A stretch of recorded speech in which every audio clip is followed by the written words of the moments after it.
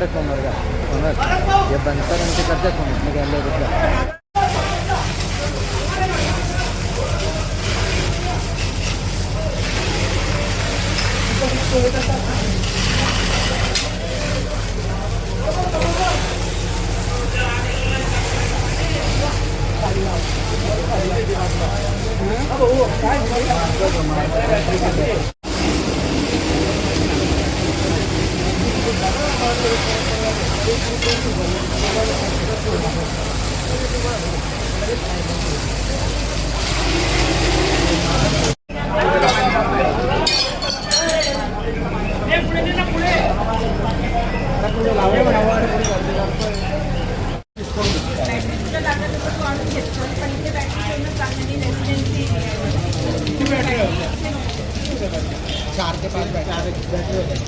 या ठिकाणी शिवकॉलनी इथे आग लागली होती.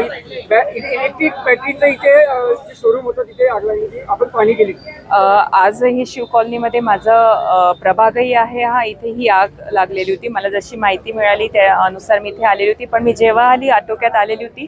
आपले इथे नगरसेवक होते नितीन, अंकिता पाटील तिचे मिस्टर इथे होते, चेतन तिवारी होते, ते नागरिक होते. त्यांनी राहत्या वेळामध्ये फोन केलेला होता. ही आग विझवण्यात आली होती. ही आग जी लागली होती ही एक गॅरेजला लागली होती. मला वाटतं गॅरेज होतं आणि वरती त्यांचं काही त्यांनी वरच्या बेसमेंटला बॅटरीज त्यांनी ठेवलेल्या होत्या. तर मला वाटतं काहीतरी शॉर्ट सर्किटमुळे ही आग तिथे लागलेली होती.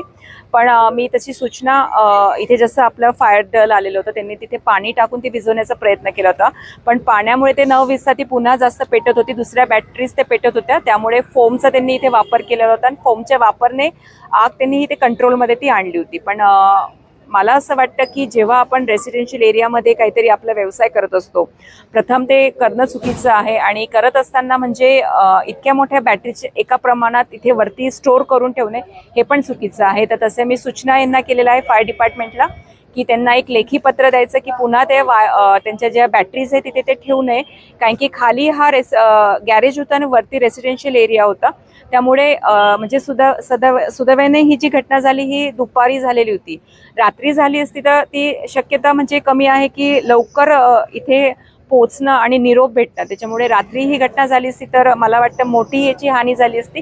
सुदैवाने ती दुपारी झाली आहे म्हणून ती हानी टळलेली आहे. पण भविष्यामध्ये कोणीही कमर्शियली असं काही करत असाल तर प्लीज रेसिडेन्शियल एरियामध्ये करत असताना लक्ष राहू द्यायचं की आपण जे आपल्या बॅटरी वगैरे स्टोअर करत आहोत ते प्रॉपरली स्टोअर केल्या गेल्या पाहिजे.